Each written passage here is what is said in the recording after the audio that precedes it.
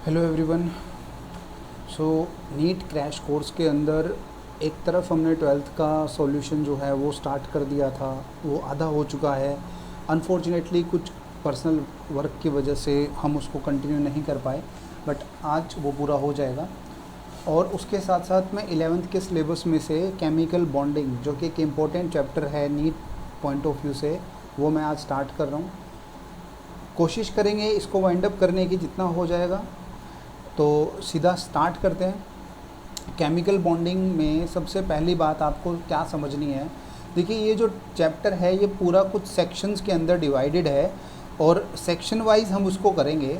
जैसे कि पहले सेक्शन में हम इंट्रोडक्शन पार्ट पढ़ेंगे केमिकल बॉन्डिंग का, केमिकल बॉन्डिंग क्या होती है, टाइप्स ऑफ बॉन्ड, कौन कौन से हमारे पास टाइप्स ऑफ बॉन्ड हैं, उनकी प्रॉपर्टीज़ क्या हैं। देन उसके बाद लुइस रूल हम पढ़ेंगे, लुइस ऑक्टेट रूल के लिमिटेशंस हम देखेंगे। देन हम फॉर्मल चार्ज के पास जाएंगे और फॉर्मल चार्ज पढ़ने के बाद हम वेस्पर थ्योरी पे जाएंगे। वेस्पर थ्योरी के बाद हम डायपोल मोमेंट समझेंगे। देन उसके बाद हम वीबी थ्योरी पे जाएंगे। वीबी थ्योरी के बाद हम हाइब्रिडाइजेशन को देखेंगे, डिफरेंट टाइप्स के स्ट्रक्चर्स और उनकी प्रॉपर्टीज़ को देखेंगे। एंड देन उसके बाद हम एमओटी पे जाएंगे। एमओटी के बारे में बहुत डिटेल में हम पढ़ेंगे, क्योंकि क्वेश्चन पिछले साल जो है वो एमओटी पे आया था और उससे पिछले साल भी एमओटी पे आया था। तो जो एमओटी वाला सेक्शन है वो क्वेश्चन लेके ही आता है। देन हम इसकी जो मिसलेनियस टॉपिक्स हैं like hydrogen bonding, types of hydrogen bonding और जो एक दो बॉन्डिंग रह जाती हैं, हम उसके बारे में इसको देखकर इसको वाइंड अप कर देंगे। तो कुल मिला के ये कुछ 8 या 9 मेजर टॉपिक्स को कवर करता है। एक अच्छा लेंथी चैप्टर है, तो एक एक करके हम सभी चीज़ों को पढ़ेंगे। लेकिन उससे पहले आपको ये समझना चाहिए कि ये एक क्रैश कोर्स है, इसलिए स्पीड में चलेगी सब कुछ गाड़ी। और जो हमारे अपकमिंग 11th स्टूडेंट्स हैं, ठीक है ना, उनके लिए मैं प्रेफर करूँगा कि आप इसको ज़रूर देखें, ताकि जब आपका चैप्टर ये स्कूल या कहीं पर भी हो, आप उसको अच्छे से टैकल कर सकें। तीसरी बात जो है नीट एस्पेरेंट्स के लिए कि भैया इस चैप्टर में से 3 से 4 क्वेश्चन आते हैं, मींस अराउंड 12 to 15 मार्क्स का ये चैप्टर है। और अगर इस चैप्टर में से डायरेक्ट क्वेश्चन नहीं आते तो एटलीस्ट उसकी जो एप्लीकेशन है वो ज़रूर आती है, इसीलिए इस चैप्टर को ज़रूर करें, ठीक है। देन 4th पॉइंट जो कि एक इम्पोर्टेंट पॉइंट है, आप कंसेप्ट को अंडरस्टैंड करें, समझें और रटने की बजाय। ओके, तो स्टार्ट करते हैं। सबसे पहली चीज़ है कि व्हाट इज़ केमिकल बॉन्ड, आखिर एक बॉन्ड क्या होता है। देखिए बॉन्ड का अगर मैं सिंपल सी बात करूं, एक ऐसी चीज़ दो चीज़ों को आपस में बांधती है, उसे बॉन्ड कहते हैं। ये दोस्ती का भी बॉन्ड हो सकता है, ये एक स्टूडेंट और टीचर के बीच का एक रिलेशन हो सकता है। तो कोई भी ऐसी चीज़ जो दो चीज़ों को बांध के रखे उसे कहते हैं बॉन्ड, ठीक है। केमिस्ट्री में अट्रैक्टिव फोर्स जो कि होल्ड करता है वेरियस कॉन्स्टिट्यूएंट पार्टिकल्स को, वो कॉन्स्टिट्यूएंट पार्टिकल्स एटम्स हो सकते हैं, मॉलिक्यूल्स हो सकते हैं, उनको बांधने वाली उस अट्रैक्टिव फोर्स को हम कहते हैं बॉन्ड। ओके, बड़ी सिंपल सी डेफिनेशन थी। यहाँ पर मैंने थोड़ी जल्दबाजी कर दी है, कोवालेंट बॉन्ड को यहाँ पे डिफाइन कर दिया है। इसमें मैंने यहाँ पे बता रखा है कि it is the bond which is formed by sharing of electrons between 2 atoms. लेकिन हम इसको लेटर ऑन डिस्कस करेंगे कि कोवालेंट बॉन्ड क्या होता है, कैसे बनता है। बस आप ये समझिए कि जब भी 2 एटम्स आपस में मिलकर एक मॉलिक्यूल बनाएंगे तो वो बीच में यानी कि उन दोनों के बीच में कुछ ऐसी अट्रैक्टिव फोर्सेस आएंगी जो उन दोनों को होल्ड करेंगे। वो attractive forces due two electron donation से आ सकती है, इलेक्ट्रॉन शेयरिंग से आ सकती है, पूरा लोन पेयर जो है अपना देने से आ सकती है। तो वो अट्रैक्शन किस प्रकार की है वो हम डिस्कस करेंगे अभी टाइप्स ऑफ बॉन्ड के अंदर। तो आपको बॉन्ड समझ में आ गया। आपको मॉलिक्यूल बनाना है तो 2 एटम्स को आपस में मिलाना होगा, ठीक है। अगर आपको कोई कंपाउंड बनाना है तो ऐसे मॉलिक्यूल्स बहुत सारे लेने होंगे, तब वो कंपाउंड बनेगा। तो अगर मैं बात करूं बॉन्ड की, तो एटम और एटम के बीच में बॉन्ड बन सकता है, जिससे कि बनता है मॉलिक्यूल के बीच में बॉन्ड बन सकता है, जिससे कि बनता है हमारा कंपाउंड। तो इस प्रकार से हम इस चैप्टर के अंदर वेरियस प्रकार के बॉन्ड्स समझेंगे और उनके बारे में डिस्कस करेंगे। देन ये दो अलग अलग साइंटिस्ट थे, कोसल एंड लेविस, इसको लेविस कहते हैं बेसिकली। तो कोसल एंड लेविस दो साइंटिस्ट थे जिन्होंने फर्स्ट अप्रोच दी थी केमिकल बॉन्डिंग होने की। उन्होंने क्या कहा था, देखिए मैं आपको सिंपल सी भाषा में समझाता हूँ। उन्होंने कहा था कि जो एटम होता है, ठीक है ना, अगर हम नील्स बोर मॉडल की बात करें तो जो एटम होता है उसके आउटर मोस्ट सेल में इलेक्ट्रॉन्स होते हैं, ठीक है ना, उसके जो सेल्स होते हैं उसमें इलेक्ट्रॉन होते हैं। हम जानते हैं कि पहले सेल में मैक्सिमम 2 इलेक्ट्रॉन्स आ सकते हैं, देन उसके बाद 8 इलेक्ट्रॉन आ सकते हैं, ठीक है ना, तो अगले सेल में मैक्सिमम 8 इलेक्ट्रॉन आ सकते हैं। तो ये जो रूल है इसे कहते हैं octet rule, okay, octet rule. तो इन्होंने ये कहा था कि हर एटम इस ऑक्टेट रूल को फॉलो करता है। वो अपना ऑक्टेट, या अगर 2 इलेक्ट्रॉन है तो डुप्लेट, वो फुलफिल करना चाहता है। ऐसा करने के लिए या तो वो इलेक्ट्रॉन्स जो हैं वो ट्रांसफ़र कर देगा, ठीक है ना। जैसे कि हम सोडियम की बात करें, सोडियम का एटॉमिक नंबर होता है 11 के आधार पे इसके फर्स्ट सेल में 2 इलेक्ट्रॉन्स होंगे, दूसरे में 8 इलेक्ट्रॉन होंगे और तीसरे सेल में होगा 1 इलेक्ट्रॉन, ठीक है। इसे तो अपना ऑक्टेट पूरा करना है, यानी कि आउटर मोस्ट सेल में या तो इसके पास 8 होने चाहिए या 2 होने चाहिए, या अकॉर्डिंग टू रूल जो भी नंबर आता है उस सेल के लिए वो होना चाहिए। तो ये क्या करेगा, ये 1 इलेक्ट्रॉन को डोनेट कर सकेगा, ठीक है ना, और डोनेट करके आउटर मोस्ट सेल में 8 इलेक्ट्रॉन की स्टेबिलिटी पे जाएगा। अब कोई हलवा तो है नहीं, इलेक्ट्रॉन की डोनेट कर दिया किसी को भी, जो भी गरीब था दे दिया। भैया ये उसी एटम को दे सकता है जिसको नीड है, या फिर जिसके पास टेंडेंसी है उस इलेक्ट्रॉन को निकालने के लिए। तो मैं यहाँ पे बात करूँगा एक इलेक्ट्रोनेगेटिव एटम क्लोरीन की। क्लोरीन का एटॉमिक नंबर होता है 17। तो इसके पहले सेल में 2, दूसरे में 8 और तीसरे में 7 इलेक्ट्रॉन्स होंगे। और ये जो 7 इलेक्ट्रॉन्स हैं ये 8 होना चाहेंगे, और ये 8 कैसे होंगे, जब यहाँ से 1 इलेक्ट्रॉन इसके पास आ जाएगा, ठीक है। और रिजल्टिंग फॉर्मेशन क्या होगी, हम जानते हैं एक वेल नोन सॉल्ट बनेगा, डेट इज NaCl। 1 इलेक्ट्रॉन यहाँ गया, 1 इलेक्ट्रॉन इसके पास आ गया, 1 इलेक्ट्रॉन क्योंकि इसने दिया है तो इस पर +1 चार्ज आएगा, 1 इलेक्ट्रॉन इसने लिया है तो इस पर -1 चार्ज आएगा, ठीक है जी। ये बात आपको समझ में आ गई। तो कोसल और लेविस ने फिर क्या क्या और इसमें बताया था, इस ऑक्टेट रूल की मदद से इन्होंने कहा था कि जब भी 2 एटम बनेंगे, तो इन्होंने कहा था कि जब भी 2 एटम्स आपस में मिलके मॉलिक्यूल बनाएंगे तो उन दोनों एटम्स का डुप्लेट ऑक्टेट जो भी है वो फुलफिल होना ज़रूरी है।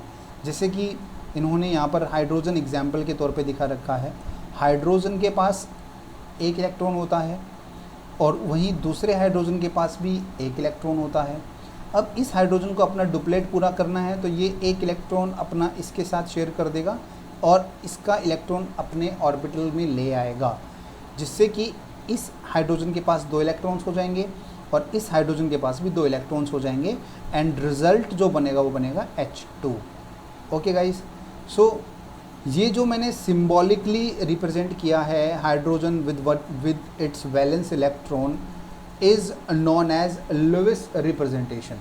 ओके, आपके क्वेश्चंस आएंगे, draw Lewis structure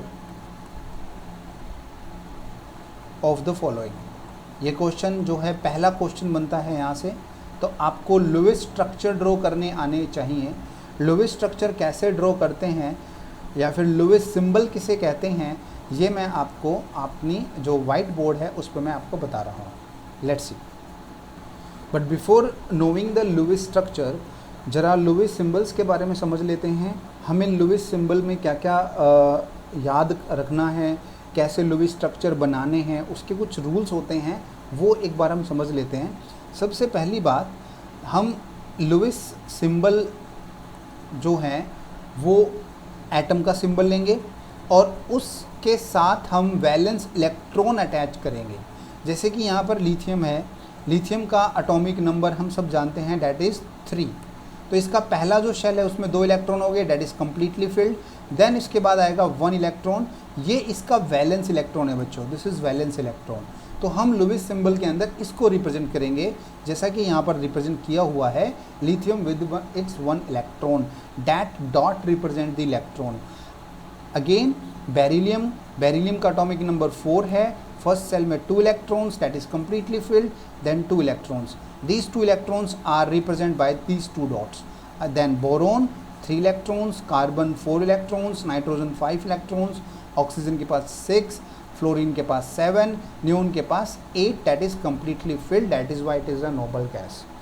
Okay, so we have to represent the valence electron. एक बात और बच्चों, जो वैलेंस इलेक्ट्रॉन होते हैं एंड जो वैलेंसी होती है, these are two different terms. Valence electron क्या होते हैं? The number of electrons in the outer most shell. Now what is valency? The number required to complete the octet. It may be by the donation or it may be by the acceptance of the electron. तो ये दो जो terms हैं, इसमें आप please confuse मत होना।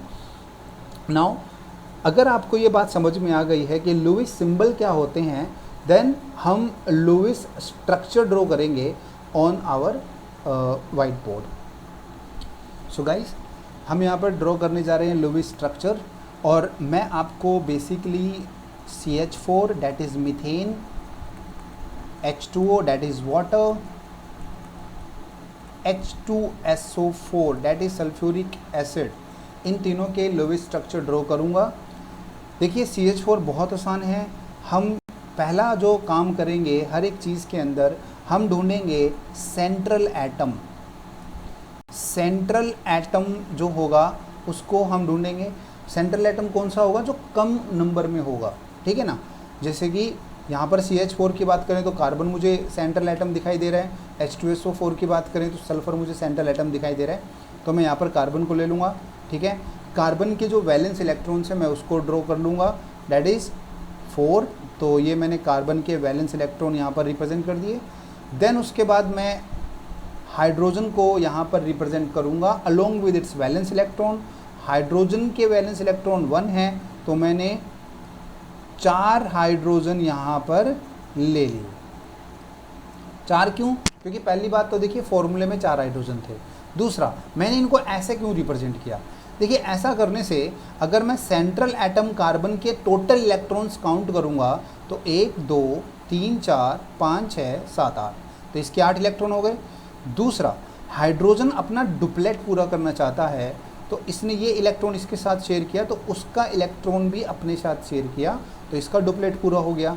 इसी प्रकार से इस हाइड्रोजन का डुप्लेट पूरा हो गया। सिमिलरली इस हाइड्रोजन का भी डुप्लेट पूरा हो गया और इस हाइड्रोजन का भी डुप्लेट पूरा हो गया। सो ओवरऑल जो वैलेंसी है वो सबकी फुलफिल हो चुकी है। सेकेंडली, अब बात करते हैं बच्चों H2O की। यहाँ पर देखिए ऑक्सीजन, मैं ऑक्सीजन को भी उसके वैलेंस इलेक्ट्रॉन के साथ रिप्रेजेंट कर सकता हूँ, ठीक है। तो ये मैंने ऑक्सीजन के वैलेंस इलेक्ट्रॉन रिप्रेजेंट कर दिए, डैट इज़ 6। हाइड्रोजन का एक वैलेंस इलेक्ट्रॉन, दूसरे हाइड्रोजन का एक वैलेंस इलेक्ट्रॉन, और अब यहाँ पर ये एक इलेक्ट्रॉन इसके साथ शेयर करेगा और उसका इलेक्ट्रॉन खुद के साथ शेयर करेगा। तो इस प्रकार से हाइड्रोजन का डुप्लेट पूरा हो गया। लेकिन हम ऑक्सीजन के काउंट करेंगे तो 2 2 4 4 2 6 6 2 8, तो इसका भी ऑक्टेट पूरा हो चुका है, ठीक है। तो यहाँ लेकिन एक बात आई है कि कुछ इलेक्ट्रॉन्स ने यहाँ पर बॉन्ड बनाया है, ठीक है ना, बॉन्ड फॉर्मेशन में हेल्प की है, और कुछ ने हेल्प नहीं की। तो जिन्होंने हेल्प नहीं की बॉन्ड फॉर्मेशन में, उनको कहते हैं lone pair. I hope you know very well. और जिन्होंने हेल्प की है उसको कहते हैं बॉन्ड पेयर, ठीक है। लोन पेयर, बॉन्ड पेयर को बहुत अच्छे से समझ लेना। इनके बहुत अच्छे कॉन्सिक्वेंसेस होते हैं किसी स्ट्रक्चर के ऊपर, डाइपोल मोमेंट के ऊपर, डाइपोल के ऊपर। तो हम इनके बारे में अच्छे से पढ़ेंगे आगे। अभी मैंने बस आपको इंट्रो दिया है कि लोन पेयर किसे कहते हैं, बॉन्ड पेयर किसे कहते हैं। थर्डली मैं बात करूँगा अब H2SO4 की। जैसा कि मैंने कहा, हम एक सेंट्रल एटम फाइंड आउट करेंगे, डैट इज सल्फ़र। सल्फ़र के आउटर मोस्ट सेल में 6 इलेक्ट्रॉन होते हैं, क्योंकि ये हमारा ऑक्सीजन फैमिली के अंदर पाया जाता है। तो मैंने सल्फ़र के जो 6 इलेक्ट्रॉन्स हैं उनको इस प्रकार से रिप्रेजेंट कर लिया। नाउ H2SO4 का स्ट्रक्चर कैसे ड्रॉ करते हैं, ठीक है ना। तो गाइज ये मैं P ब्लॉक के अंदर आपको बताऊंगा कि जितने आपके पास हाइड्रोजन एटम अटैच हैं उतने आप OH लगा दीजिए। तो आप क्या करेंगे, O और H, इधर भी O और H। अब O के पास 6 इलेक्ट्रॉन होते हैं, तो ये देखिए मैंने इसके 6 इलेक्ट्रॉन रिप्रेजेंट कर दिए। मैं एक काम करता हूँ, डिफरेंट कलर से इनको शो करता हूँ ताकि आपको कन्फ्यूज़न ना हो। So let's take red colour, yes.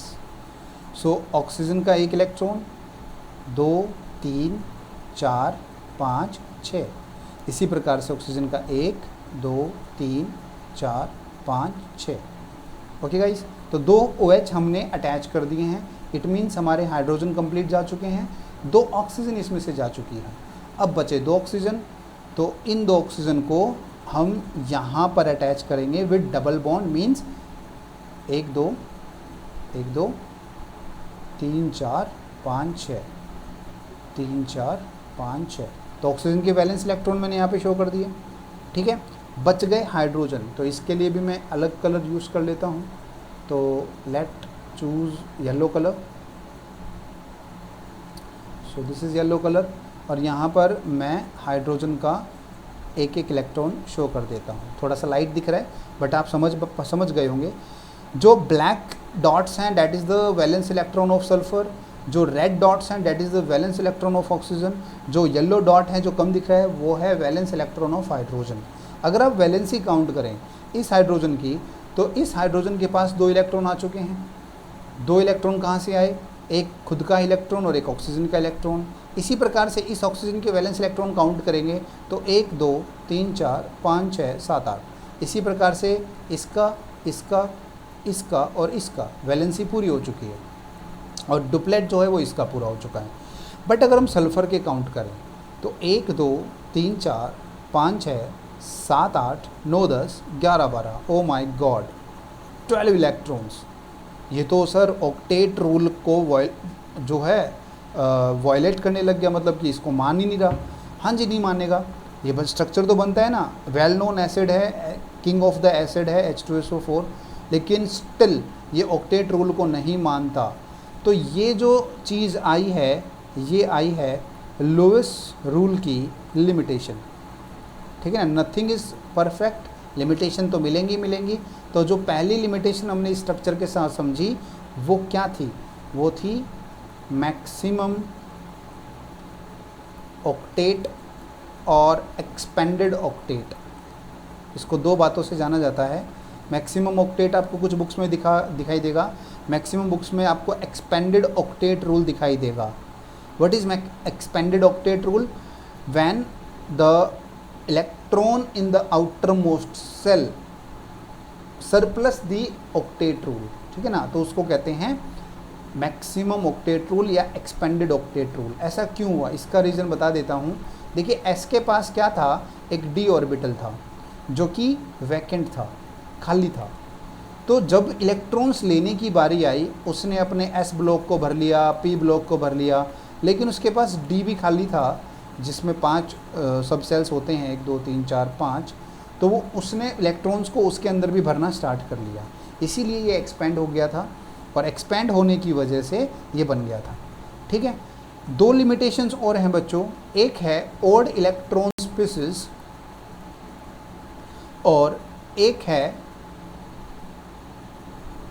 Vacant octet. Vacant octet, तो इन दोनों के बारे में हम देखते हैं। उससे पहले थोड़ा सा हम प्रेजेंटेशन में समझ लेते हैं कि लुईस स्ट्रक्चर होते क्या हैं। सो गाइस, यहाँ पर कुछ और लुईस स्ट्रक्चर्स जो हैं वो बना रखे हैं, जैसे कि you have hydrogen, oxygen, ozone. Ozone के अंदर देखिए यहाँ पर प्लस चार्ज और माइनस चार्ज क्यों आया है? क्योंकि ओजोन जो है अपना पूरा लोन पेयर इसके साथ शेयर करने लग जाता है, जिसमें उसका कंट्रीब्यूशन देने का है, डेट्स वाई पॉजिटिव चार्ज आया। इसका कंट्रीब्यूशन लेने का है, इसलिए यहाँ पर नेगेटिव चार्ज आया। NF3, CO3 minus, nitric acid. तो यहाँ पर ये डिफरेंट एग्जांपल्स मैंने कुछ दिखा रखे हैं, आप इनको नोट डाउन कर सकते हैं, देख सकते हैं कि कैसे ये बनाने हैं। ये question for 11th CBSE is very important, that is draw Lewis structure. अब हम बात करने जा रहे हैं जो लिमिटेशंस जिनकी मैं बात कर रहा था। यहाँ पर समझा रखा है कि कैसे लुईस स्ट्रक्चर ड्रॉ करना है स्टेप बाय स्टेप। तो ये 2 या 3 एग्जांपल्स होंगे। अब हम बात करते हैं उसकी लिमिटेशंस की। डेट इज़ पहली थी ओड इलेक्ट्रॉन स्पीसीज एंड दूसरी थी वैकेंट ऑक्टेट रूल। ठीक है, तो इसके बारे में हम समझ लेते हैं। सो वैकेंट ऑक्टेट रूल, ठीक है ना। जैसे कि मैं बेटा एक एग्जांपल ले रहा हूँ BF3 का, ठीक है, नहीं 3 BF नहीं, BF3, ठीक है ना, बोरोन ट्राईफ्लोराइड। तो इसमें बोरोन एक है तो हम इसको सेंट्रल एटम मान लेंगे। अब जो बोरोन है, ठीक है, बोरोन के आउटर मोस्ट सेल में कितने इलेक्ट्रॉन होते हैं? बोरोन का एटॉमिक नंबर होता है 5। So 2 electrons in the first shell and 3 electron in the outer most shell. तो अगर मैं बोरोन का लुईस सिंबल रिप्रेजेंट करूं तो वो कुछ इस प्रकार से होगा। Okay guys, so boron with its 3 outer most electrons. अगर हम बात करें फ्लोरीन की, तो फ्लोरीन के पास 7 इलेक्ट्रॉन्स होंगे जिनको मैं X से रिप्रेजेंट कर रहा हूँ। 3 4 5 6 7, इसके पास भी कुछ ऐसा ही होगा और इस फ्लोरीन के साथ भी कुछ ऐसा ही 7 इलेक्ट्रॉन्स इसके पास होंगे। नाउ अगर ये स्ट्रक्चर फिजिकली पॉसिबल है, जो कि है, तो यहाँ पर बोरोन के आउटर मोस्ट सेल में इलेक्ट्रॉन्स काउंट कीजिए 2 4 6, यानी कि बोरोन के आउटर मोस्ट सेल में 6 इलेक्ट्रॉन हुए। But according to octet rule होने कितने चाहिए थे? 8 इलेक्ट्रॉन, लेकिन 8 तो नहीं आए, 6 ही आए। अब क्योंकि ये पॉसिबल है, ये स्ट्रक्चर एग्जिस्ट करता है, ये मॉलिक्यूल एग्जिस्ट करता है, ठीक है, तो ये क्यों हुआ? क्योंकि यहाँ पर लिमिटेशन आ गई। लुईस ने जो कहा था कि नहीं भैया 2 या 8 ही होंगे, ऐसा ज़रूरी नहीं है। There are some compounds which ओबे वैकेंट ऑक्टेट रूल, मतलब आप ऑक्टेट रूल से कुछ कम इलेक्ट्रॉन्स रख सकते हो।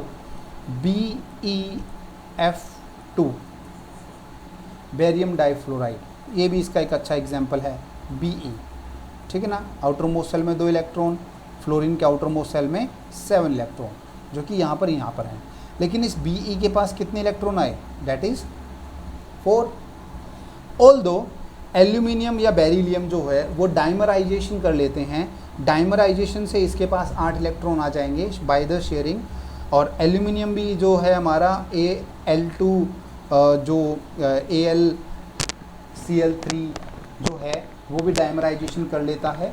तो वहाँ हम देखेंगे कि डाइमराइजेशन क्या है, मिसलेनियस टॉपिक्स के अंदर जाएंगे, जब बनाना बॉन्डिंग हम पढ़ेंगे और उसमें मैं बताऊंगा कि कैसे डाइमराइजेशन होती है। फिलहाल आप वैकेंट ऑक्टेट रूल समझ गए होंगे। आपका होमवर्क ये रहेगा कि आप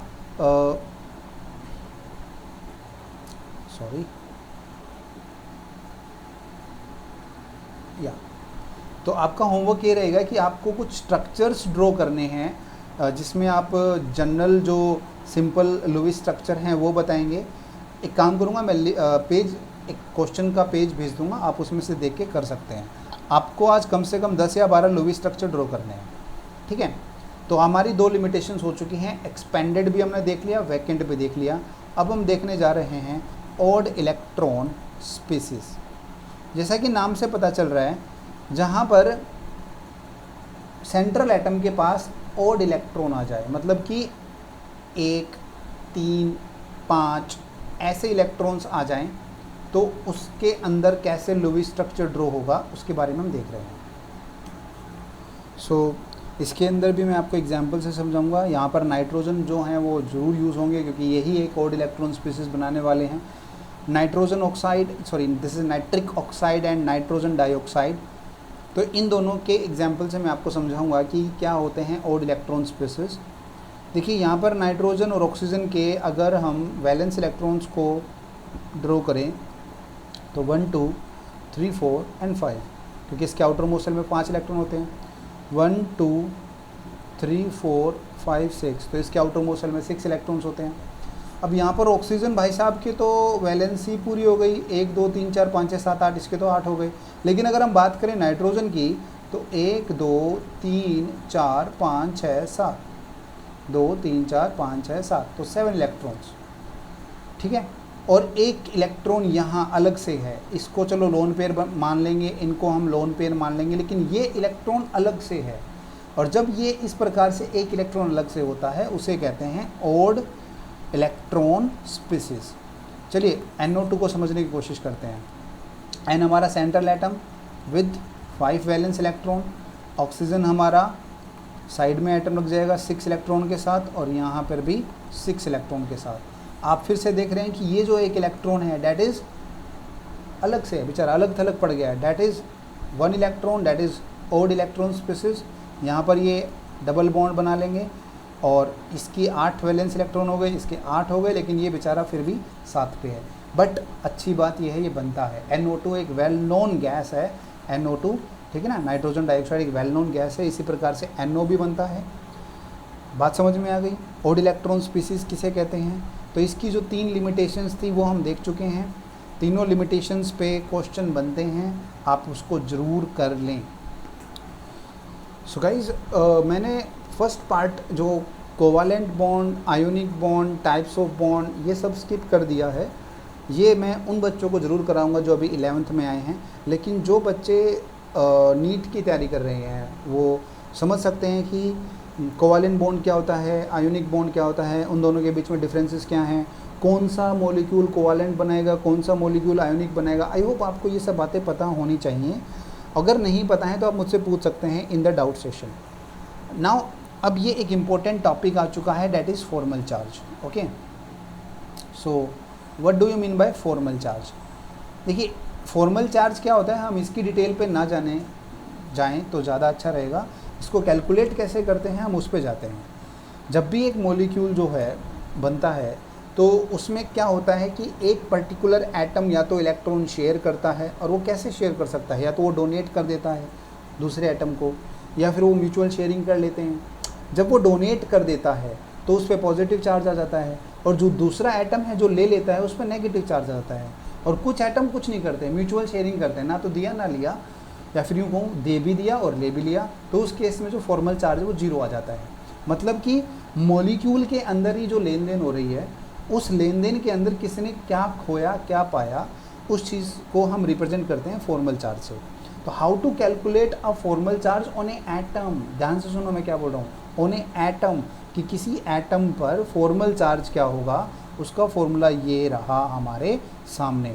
सो formal charge is equal to valence electron, okay, so total number of valence electron minus electron in lone pair minus half of electron in bond pair. Okay guys, बात समझ में आ गई।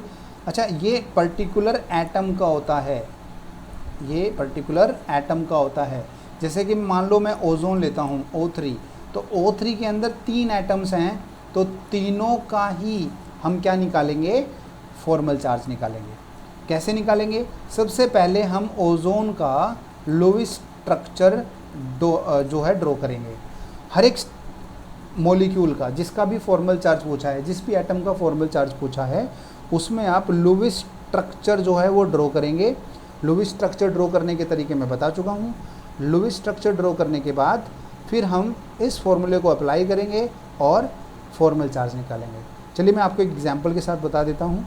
ओजोन जो मैंने ले रखा है इसी के साथ हम करते हैं। सो गाइज, यहाँ पे मैंने ओजोन जो मॉलिक्यूल है हमारा, जो O3 मॉलिक्यूल है, उसका लोवेस्ट स्ट्रक्चर ड्रॉ कर लिया है।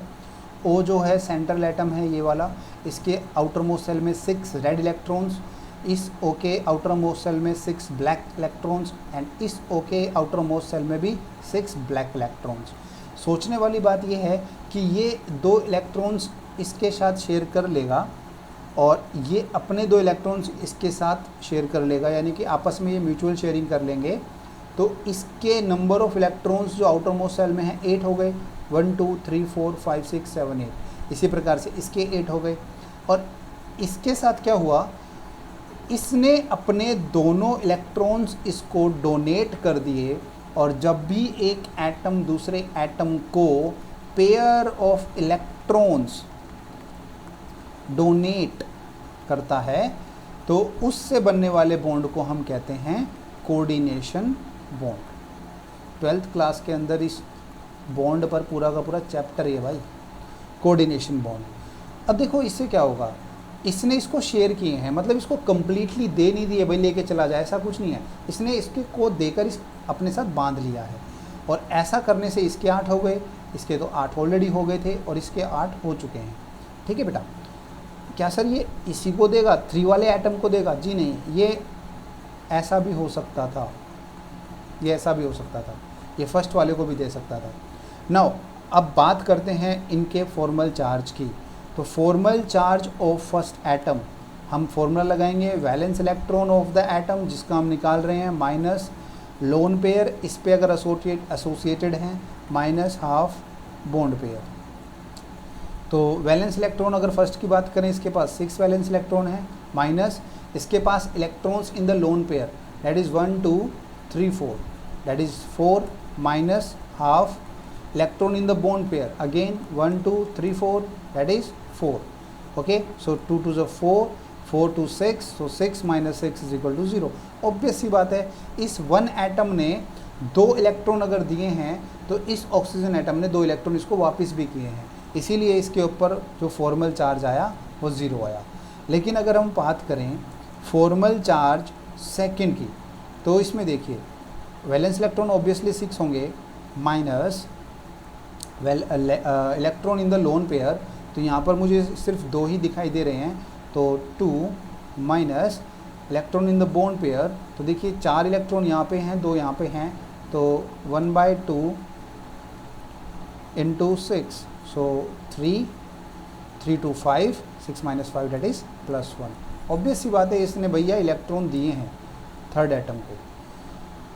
Then formal charge of the third atom that is 6 minus electron in the lone pair, देखिए ध्यान से, that is 2 4 6, so electron in the lone pair are 6 minus 1/2 into 2 electrons in the bond pair, तो यहाँ पे देखिए क्या होगा, यहाँ पे आएगा -1 -7, 6 माइनस 7 दैट इज़ -1।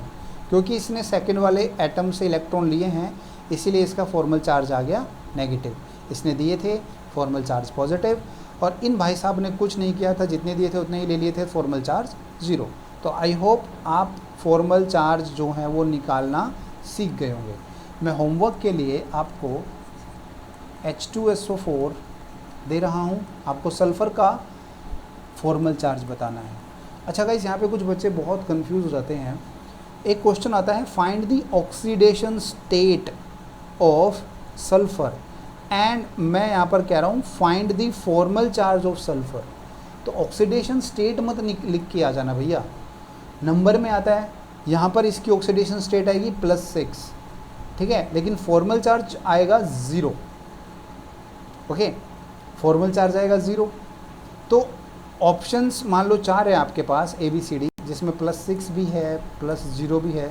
कुछ बच्चे जो हैं ऑक्सीडेशन स्टेट निकाल देंगे और वो सोचेंगे कि हमने फॉर्मल चार्ज निकाल दिया, और वो इस पर टिक करके आ जाएंगे और उसका जो आंसर है वो गलत हो जाएगा।